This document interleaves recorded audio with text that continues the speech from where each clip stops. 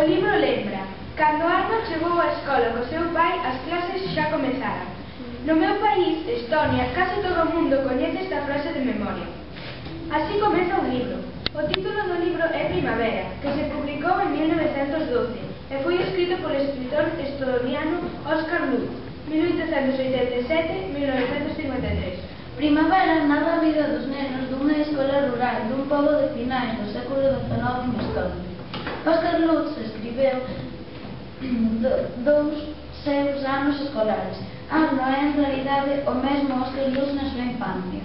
Os investigadores estudan documentos antigos e escriben libros de historia segundo antes. Os libros de historia falan de sucesos que tuveron lugar algunha vez. Nos libros de historia un non entende ben como era a vida de xente corrente daquela época.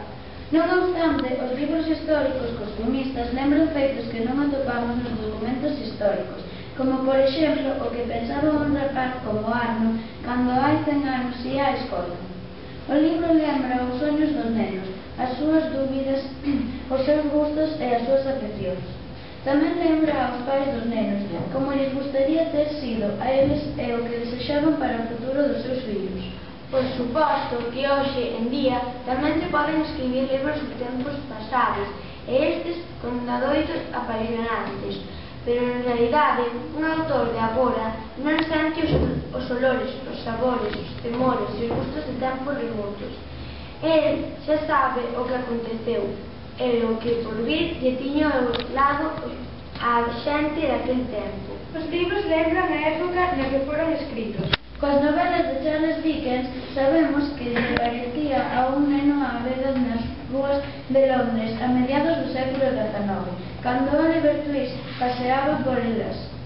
A través dos ollos de David Copperfield, que eran os mesmos ollos de Dickens, tamén nos vemos toda a clase de tipos que vivían en Inglaterra de mediados do século XIX. Cales eran as relacións entre eles e cales eran as ideas e emocións nas que se fundamentaban. Como David Copperfield e en gran medida Charles Dickens, este non tivo que inventar nada e simplemente sabía.